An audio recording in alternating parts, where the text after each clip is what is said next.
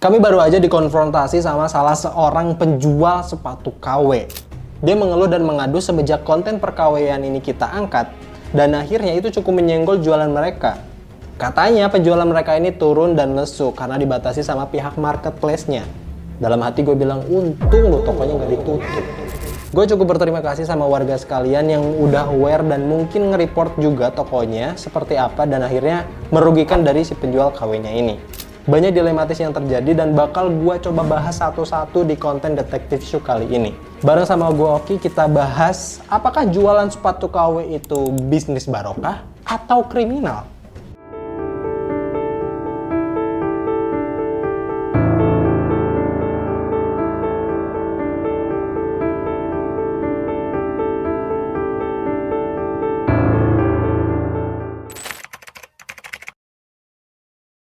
Kita mengenal istilah kemiskinan struktural ini dari beberapa orang pinter di negeri ini gitu. Itu adalah kondisi di mana ketika masyarakat yang terlahir miskin di negeri ini tidak bisa menjadi kaya dan mengubah nasibnya karena sistem struktural yang mendesain masyarakat kaya semakin kaya, yang miskin sulit untuk berkembang gitu. Jadi gua nggak bakal filter pakai bahasa yang halus ya guys. Jadi jangan kesinggung sama kata-katanya dan please dicerna aja pakai logika, jangan pakai hati. Oke? Lanjut. Nah, gua telusuri data di sini akhirnya ada yang mengungkap strata ekonomi di Indonesia yang kurang lebih gua bacain kayak gini. Orang dikatakan miskin kalau punya penghasilan kurang dari 535.000 per bulan. Dan ada 9,36% orang dari 250 jutaan orang di Indonesia yang ada di kategori ini. Terus kategori yang rentan itu punya penghasilan 500 sampai 1 juta yang ada di kisaran 20 sampai 25% orang di Indonesia yang termasuk dalam kategori ini.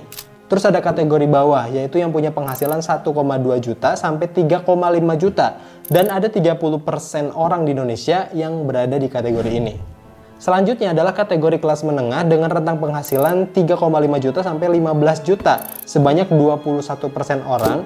Dan yang terakhir adalah kategori kelas atas dengan penghasilan di atas 15 juta. Yang itu cuman ada 1-2% orang dari 250 juta orang di Indonesia yang berada di kategori ini. Dari data ini kita bisa simpulkan secara logika bahwa kekuatan kenapa sepatu harga range 300 sampai 500 ribu itu jadi sasaran market utama. Ya karena kemampuan mayoritasnya itu bisa beli di kisaran harga segitu gitu.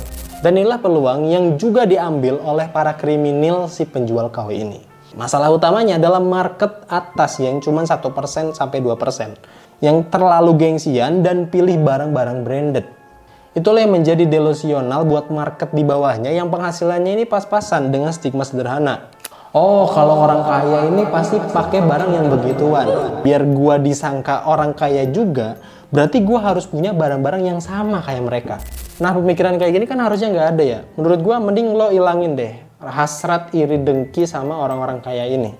Karena jujur pemikiran kayak gini lah yang bikin banyak produk-produk KW dan seller-seller penjual sepatu KW ini makin bertebaran. Yang salah satunya adalah orang yang nge-DM kita ini. Yang pertama, dia ini bilang kalau semua orang Indonesia ini nggak bisa beli sepatu ori. Apa yang dia bilang menurut gue nggak sepenuhnya salah. Tapi ini adalah shortcut yang bilang kalau semua orang Indonesia ini sebenarnya nggak mampu untuk beli original. Padahal sebenarnya bisa aja, asalkan dengan cara nabung gitu. Yang kedua, dia juga judging kalau gue ini pernah hidup di bawah dan kepingin beli ori dan nggak kebeli, akhirnya beli KW. Tuduhan ini memang betul karena gue juga termasuk rakyat bawah gitu. Tapi seenggaknya gue nggak dikuasain nafsu buat beli sepatu-sepatu brand internasional ori. Apalagi sampai beli barang KW-nya. Karena kalau lo hidup di bawah tapi nggak punya idealisme, ya apa yang lo perjuangin ketika lo hidup gitu bro. Buat gue, kalau emang pengen beli sneaker dengan harga 4 jutaan dan gue mengorbankan buat beli KW demi dapetin sepatu itu, kayaknya gue itu nggak valid deh. Karena gue nggak terlalu beneran pengen gitu kalau sampai akhirnya gue harus beli KW buat maksain gitu. Kalau lo beli KW, lo itu nggak dapetin sepatu yang ditawarkan sama si brandnya itu.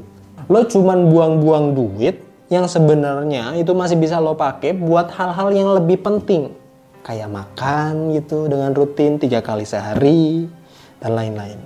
Dan lo itu dapat nothing kalau beli KW karena bukan sepatu itu yang lo pengen. Ini sama aja kayak misal lo demen sama cewek gitu, Taunya ternyata dia kembar 3. Ada Lili, ada Lala, ada Lulu. Nah lo ini demennya sama si Lala. Ya kali mau nikahin si Lili, apalagi si Lulu gitu. Kan jatuhnya nggak make sense ya. Karena si Lala, Lili, dan Lulu ini walaupun kembar, tapi kan kepribadiannya beda-beda ya. Pengalamannya beda, personalitinya beda. Meskipun dari pabrik yang sama ya, tapi tetap beda aja gitu.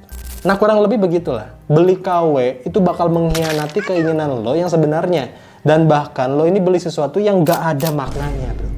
Pertanyaannya, kalau lo buang-buang duit di barang KW, mau sampai kapan lo miskin karena buang-buang duit? Lo bisa save duit lo ini ke produk-produk Indonesia yang harganya jauh lebih terjangkau.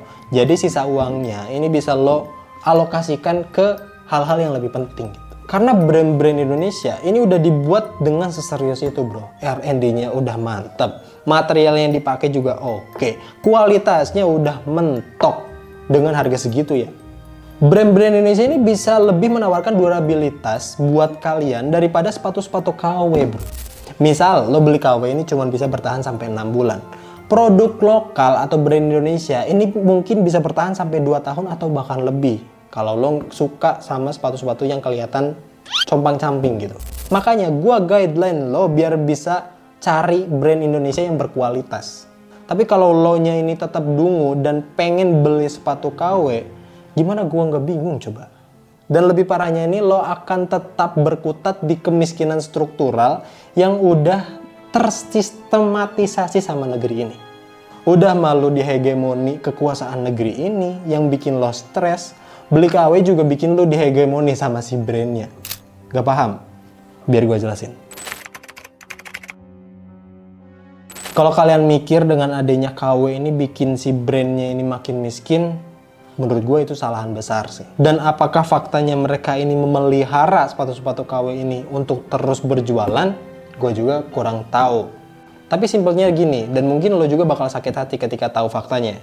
Tadi kan kita udah belajar tentang kondisi ekonomi negara kita. Emang lo ini adalah sasaran market dari brand-brand yang lo sebut branded ini? Jelas tidak dong.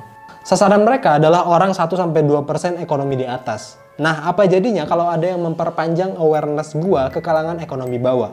Ya jelas diuntungin lah. Akhirnya brand positioning mereka ini makin sempurna di papan atas. Dan kita masyarakat bawah cuman bisa menghamba ke sepatu branded itu.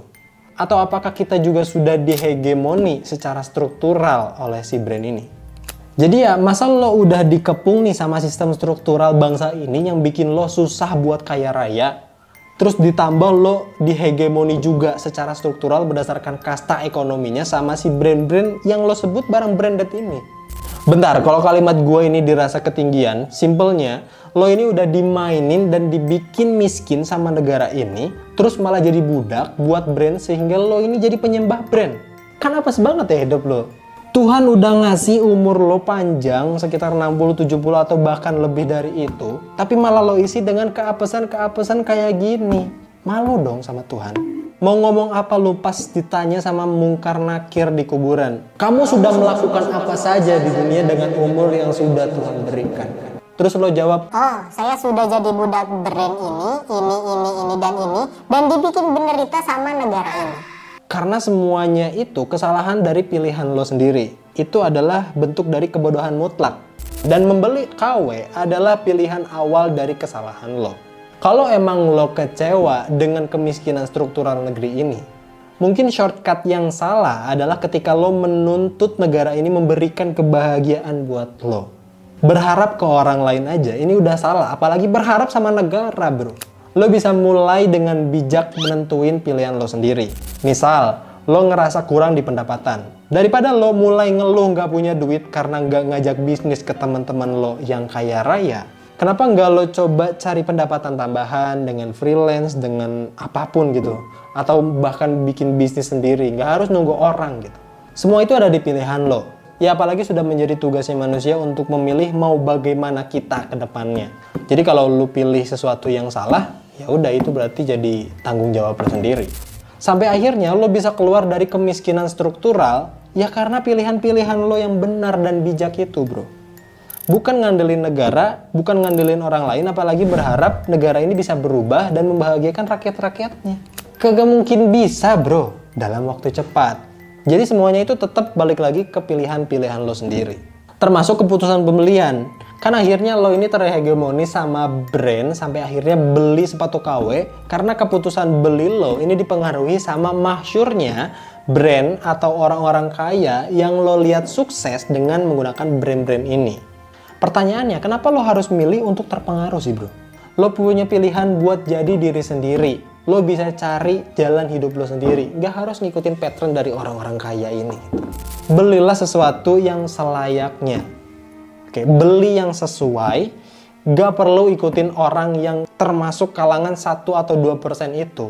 Dan sampai maksain beli KW, tipu-tipu, biar akhirnya kalian bisa masuk ke circle mereka. Percuma banget bro kalau lu dikasih hidup cuman buat jadi manusia fake kayak gini. Lu punya pilihan buat beli barang-barang atau hal-hal yang bikin lo nyaman dan bikin lo ini lebih bervalue gitu. Tapi nggak harus beli KW. Bahkan sebenarnya lo ini harus jadi orang yang bisa bikin brand sepatu Indonesia dengan harga 500 ribuan. Ini jadi kelihatan harganya ini juta-jutaan karena lo yang pakai dan udah sukses begitu. Gak usah terpengaruh sama orang lain, lo punya keputusan sendiri, lo punya pilihan sendiri untuk menjadi diri sendiri, menggunakan fashion khas lo sendiri yang intinya gak usah maksain beli KW. Gue kesentil sama kata-kata penjual KW ini yang bilang ke gue semoga lebih barokah. Pertanyaannya, apakah bisnis KW ini adalah bisnis barokah? Gue nggak tahu karena gue jujur bukan ustadz. Tapi logika sederhana nih bro. Barang-barang KW ini kan udah jelas barang-barang palsu, yang artinya menipu. Terus lo jualin barang-barang palsu ini, yang artinya dengan secara tidak langsung lo ini menipu kaum-kaum lo sendiri. Berarti duit yang lo dapetin ini sebenarnya juga palsu. Dan lo ngasih makan keluarga dengan segala macam kepalsuan ini. Apakah itu yang dikatakan barokah? Gua paham movement yang gua bikin sekarang ini bikin bisnis KW terganggu dan makin banyak yang dipertaruhkan. Tapi bukannya ini saatnya buat bikin segala kepalsuan yang lo jual ini jadi sesuatu yang asli. Gua akan sangat mendukung kalau ada brand Indonesia atau pengusaha yang berawal dari jualan KW. Ya karena dia mengubah value-nya. Masa ada orang yang mau berubah ke hal-hal yang lebih benar, kita nggak support sih? Ya harus dong. Bahkan nggak apa-apa kan, lu yang udah untung nih jualan KW, ya ambil keuntungannya buat segera pindah ke bentuk bisnis lain yang seenggaknya nggak kriminal kayak gitu lagi bro. Gue tahu kalian wahai penjual KW, kalian ini udah nyaman jualan kayak gini.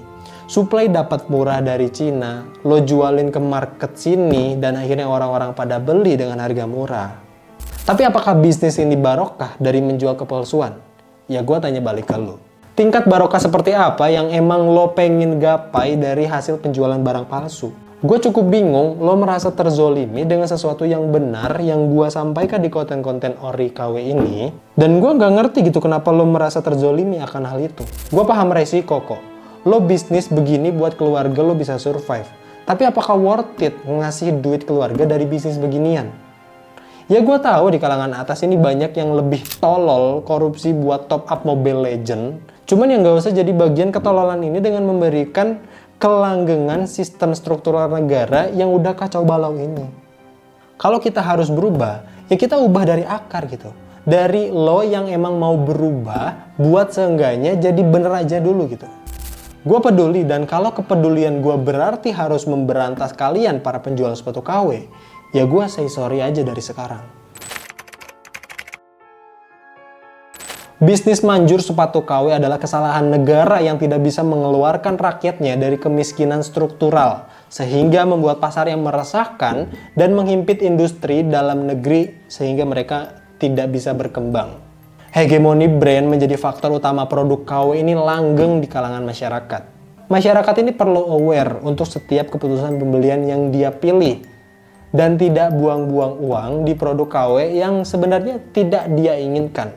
Dan terakhir untuk penjual KW, mungkin udah saatnya lo bungkus bisnis lo dan keuntungan yang udah lo raih jadikan sarana untuk membuka bisnis baru yang legal dan halal. Udah bukan waktunya lo kasih makan keluarga lo dari hasil menjual kepalsuan. Dan pemerintah